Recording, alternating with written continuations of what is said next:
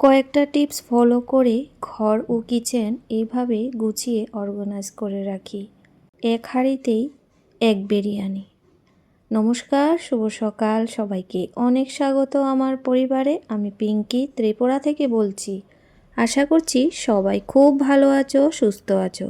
আমিও ভালো আছি প্রতিদিনের মতো, তাই আবারও চলে এলাম নতুন আর একটি ব্লগের সাথে। তোমাদের সাথে অনেক গল্প করব। এখন সকাল 7:30 বাজে। আজকে হয়েছে বৃহস্পতিবার। সকাল থেকে ভিডিওটি কন্টিনিউ করিনি, আজকে ভাবলাম এখান থেকেই শুরু করা যাক। তো যাই হোক, স্নান করে চলে এসেছি ঠাকুর ঘরে। এখন হয়েছে পুজো দেব।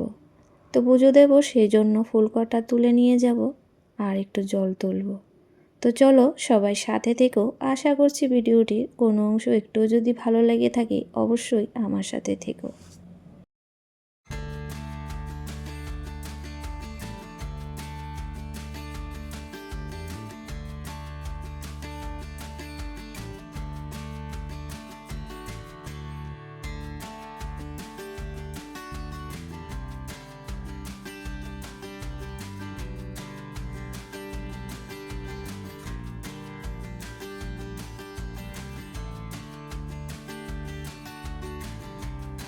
সকালবেলায় ফুল তোলাটা ভীষণই আনন্দের। ছোট থেকেই মনে হয় সাজি ভরে ফুল তুলে আনি, কিন্তু এখন ফ্ল্যাটে থাকার কারণে বড্ডই জায়গার অভাব, আর ছাদ বাগানে অতটা ফুল গাছ নেই। তো যাই হোক, যতটাই আছে, যত কিছু আছে তাই দিয়ে ঠাকুরকে একটু হলেও সেবা দিতে পারি। তো এখানে আমের পল্লবটা নিচের বাড়ি থেকে নিয়ে আসছি, মানে পাশের বাড়ি থেকে সকালবেলায়। আর বাকি সব কিছু তো আছেই ছাদের উপরে মোটামুটি, কিন্তু ওই বেল গাছটা না একটু নষ্ট হয়ে গেছে, এখন আর আগের মতো পাতা ধরছে না। তারপর আজকে বৃহস্পতিবার যেহেতু ঘরটা বসিয়ে নেব। আর পুজো দিতে তো বেশ সময় লাগে বৃহস্পতিবারে। মন শান্ত করে ঠাকুর সেবাটা দিয়ে নিই।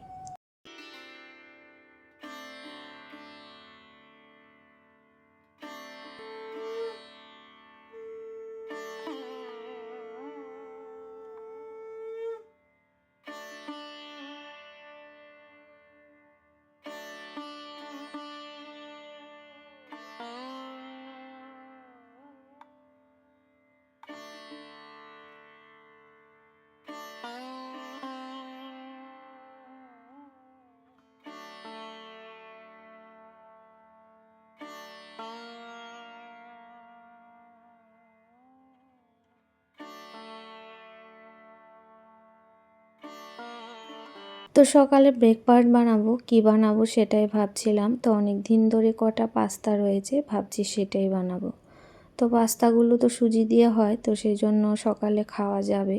আর সকালবেলা পাস্তা বা চাউমিনটা খুবই কম বানাই, কিন্তু ওই মাঝে মাঝে ওরা ম্যাগি খায়, কিন্তু ম্যাগিটা সেদ্ধ করেই দিই। তো সকালবেলায় আমার চাউমিন, ম্যাগি এসব এখন আর ভালো লাগে না, কিন্তু একটা সময় খুব খেতাম জানো। এখন আর ভালো লাগে না, মানে ওই সন্ধ্যার সময়ই ভালো লাগে।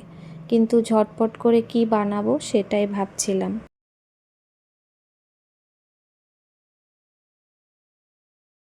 তো ঝটপট কিছু বানাবো, সেই জন্য কিন্তু পাস্তাটাই মাথায় আসলো যে ঝটপট করে পাস্তাটা বানানো যাবে, তাই ওটা একটু সেদ্ধ বসিয়েছি। আর কৌটাগুলির মধ্যে তেল, বিস্কিট এসব ঢেলে নিয়েছি। তো যাই হোক, এখন হয়েছে পেঁয়াজ দিয়ে আর একটু কাঁচা লঙ্কা, টমেটো সস দিয়ে। তো সাথে একটু সয়া সসও দেবো, খেতে ভালো লাগে। আর 1 প্যাকেট পাস্তা মশলা। তো পাস্তা মশলাটা নতুন করে ট্রাই করছি, দেখবো কীরকম লাগে। সকালবেলা না এরকম বেশি ঝাল তেল খাওয়া তো ঠিক নয়, সেজন্য তেল মশলা কম দিয়েই মানে করেছি। তো যেটুকু মশলা ছিল সেটাই দিলাম। আর সবার জন্যই বেড়ে সবাই কিন্তু আমরা খেয়ে নিয়েছিলাম। তো সকালের তো জলখাবার হয়েছে, তারপর দুপুরের রান্না। ছেলে বড়ই মানে বারবার বলছিল যে আমাকে একটু বিরিয়ানি করে দাও। তো আজকে তো চিকেন নেই, তো ভাবলাম চলো ওকে মানে ডিম আর আলু দিয়ে বিরিয়ানিটা বানাই, খাওয়া হবে। তাতে অন্যান্য রান্নাও থাকবে, তো সেই জন্যই আলু বেগুন একটু ভাজা করছিলাম, পালং শাক করব।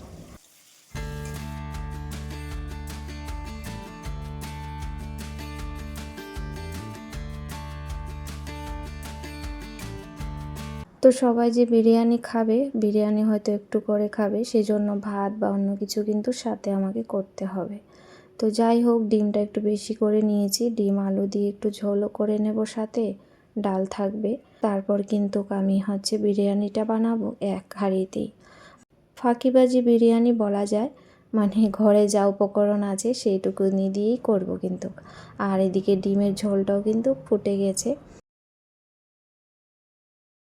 আমি কিচেন ও ঘরবাড়ি কীভাবে অর্গানাইজ করে রাখি, তো এইভাবেই রাখি। আমার ঘরের মধ্যে যাই আছে সেই জিনিসপত্রকেই তুমি প্রতিদিন একটু একটু করে গুছিয়ে যদি মুছে নেওয়া যায়, তাহলে ঘরবাড়ি এমনিতেই অর্গানাইজ, সুন্দর পরিপাটি থাকবেই থাকবে। তো যাই হোক, বাসনের একটা অনেকটাই এলোমেলো হয়েছে। আসলে আমরা কাজের সময় একটু তাড়াহুড়া করে অনেক সময় করি, তো জিনিসটা এদিক ওদিক মানে রাখতেই পারি। কিন্তু সময় একটু হাতে নিয়ে রান্নার সাথে সাথে কিন্তু আমি সব সময় রান্নাঘরের কাজ করি। রান্নাঘরের কাজের জন্য আলাদা করে আমি কখনো সময় বের করি না। তো যাই হোক, তারপরে এই যে বাসনের একটা একটু সুন্দর করে গুছিয়ে রাখলাম। তো এদিকে বিরিয়ানিটা বানাবো এটা বাসমতি চাল দিয়ে করছি না, ভোগ চাল দিয়েই করছি। তো যাই হোক, কিছু দই নিয়েছি এখানে কিছুটা পরিমাণ, আর সাথে গুঁড়ো মশলা সবটাই মিক্স করে রাখবো। তারপর তো আমাকে ওইদিকে ডিম আলুটা ফ্রাই করতে হবে, আর পেঁয়াজটা তো আগেই ভেজে রেখেছি।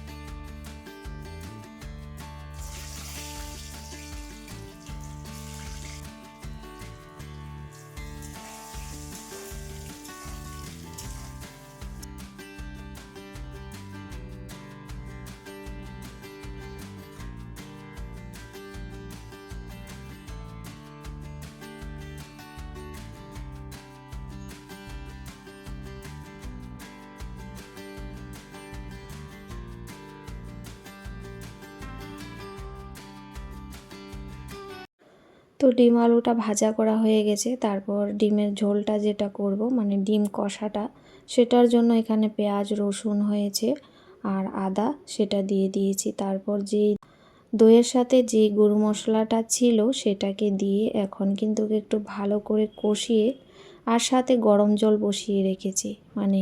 বিরিয়ানি করব, গরম জলই দেব। আর তরকারিতে এমনিতে গরম জল দিলে সব সবজি ভালো হয়।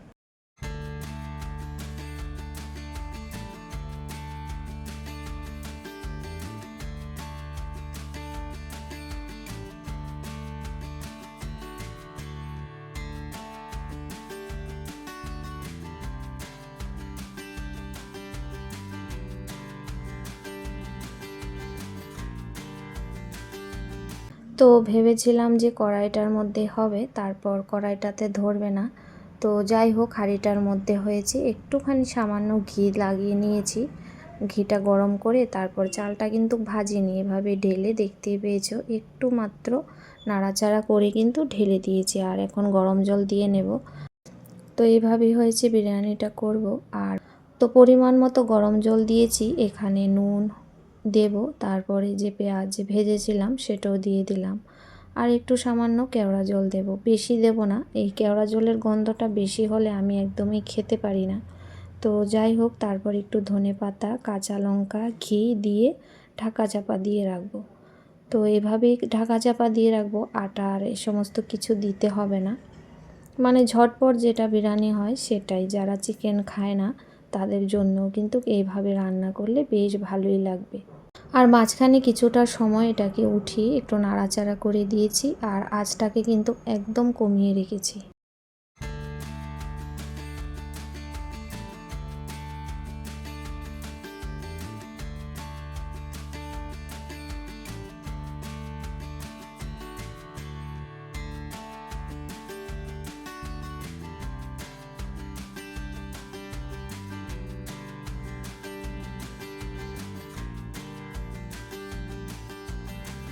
রান্নার সাথে সাথে কিন্তু আমি রান্নাঘরে যে কৌটা যা সমস্ত কিছু থাকে সব কিছুই পরিষ্কার করে নিই, কারণ যেহেতু রান্নাঘরে চিমনি নেই তাই। তো সপ্তাহে কিন্তু 3-4 দিন এইভাবে পরিষ্কার করতে হয়, না হলে প্রচুর পরিমাণ আঠালো হয়ে যায়।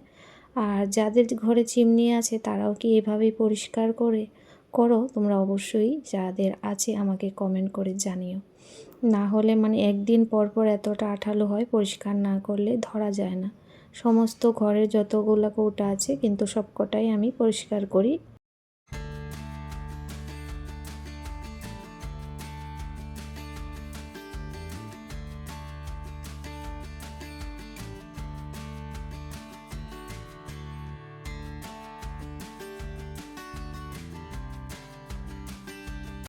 তো প্রতিদিনই গ্যাসের চুলার চারপাশে যে যতটুকু হাত নাগাল পাই ততটুকু পর্যন্ত যে ওয়ালগুলো থাকে সেগুলো কিন্তু মুছে নিই।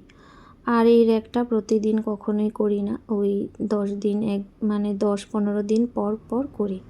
তো দেখছিলাম যে অনেক দিন হয়েছে, তারপর আগে তো ওই সাইডটায় ছিল কিন্তু ওইখানটা না রৌদ্র পড়ে, এখন যেহেতু শীতটা চলে গেছে প্রচুর রৌদ্র আসবে জানলা দিয়ে, তাই র্যাকটা এখানেই রেখেছিলাম কিছুদিন আগে ধুয়ে মুছে। তো এখন হয়েছে শুধু মুছে নেব আর গুছিয়ে রাখবো। এই দেখো কত কিছু কিন্তু পড়ে থাকে। তো এইভাবেই ফাঁকে ফাঁকে সময় হাতে নিয়ে বা রান্নার সাথে সাথে করে নিলে আলাদা করে সময়ও বের করতে হয় না, জিনিসপত্রগুলো এভাবে অর্গানাইজ থাকে।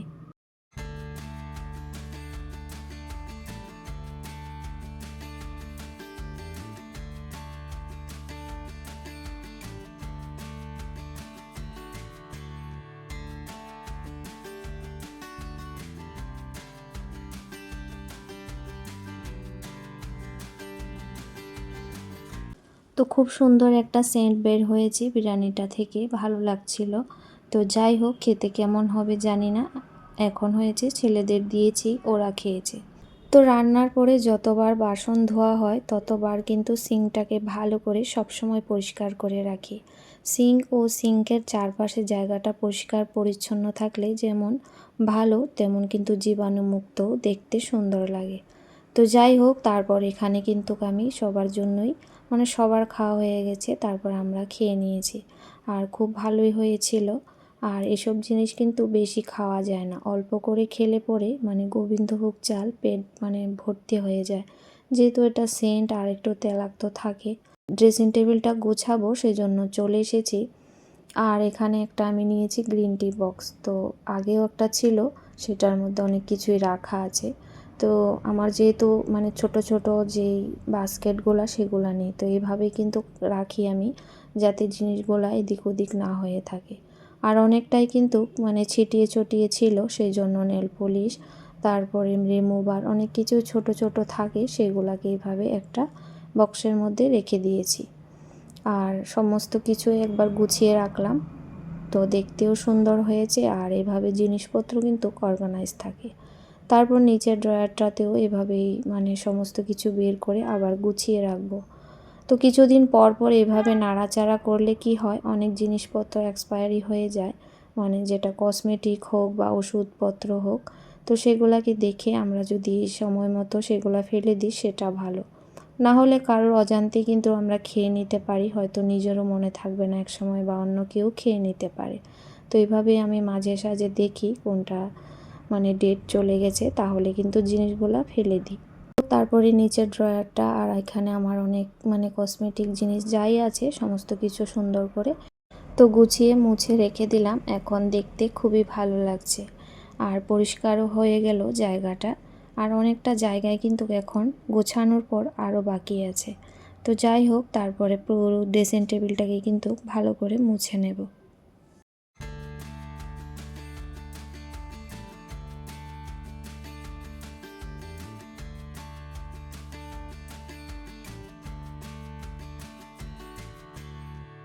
তো এখানে ঝুড়িটার মধ্যে অনেক কিছু দেখলাম নাড়াচাড়া করে ফেলার জিনিসপত্র, যেটা আমার ছেলে অনেক কিছু বানিয়ে মানে খুঁজে খুঁজে এখানে রাখে। তো যাই হোক, তারপর এখানে ওষুধ, তারপর অনেকটা জিনিস এক্সপায়ারি ডেট চলে গেছে, সেগুলা ফেলে সুন্দর করে গুছিয়ে রাখলাম এই জায়গাটা। তো প্রিয় বন্ধুরা, আজকের মতো ভিডিওটি এখানে শেষ করলাম। আগামী দিন আবারও ফিরবো নতুন আরেকটি ব্লগে। আজকের ব্লগটি কেমন হয়েছে অবশ্যই কমেন্ট করে জানাবে।